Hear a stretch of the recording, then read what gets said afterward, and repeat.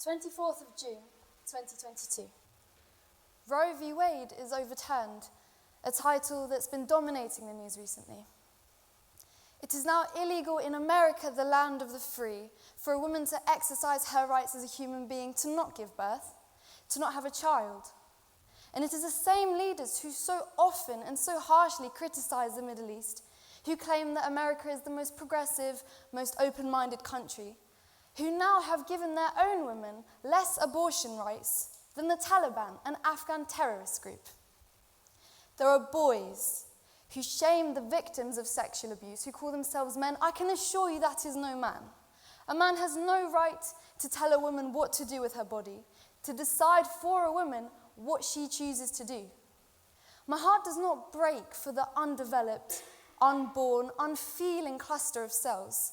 My heart breaks for the 16-year-old who has to drop out of her education, who has to leave any hopes and dreams that she wanted to pursue behind.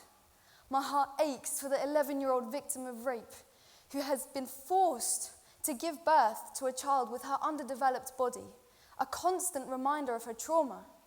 My heart aches for the 29-year-old woman who is not financially stable to support herself, let alone a child. Illegalizing abortion does not stop abortions. It simply stops safe abortions.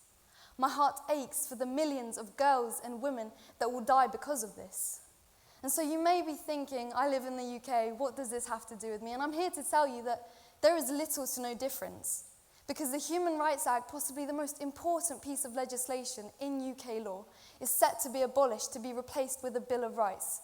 It is now illegal to show any form of opposition or disagreement to the government. 618,000 women get raped a year.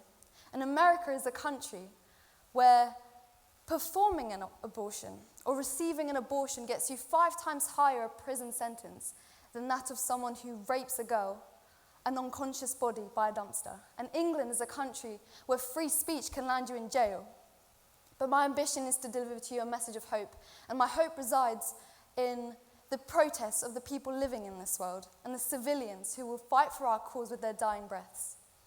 Do not attempt to wage war on a woman. I can assure you, you will not win.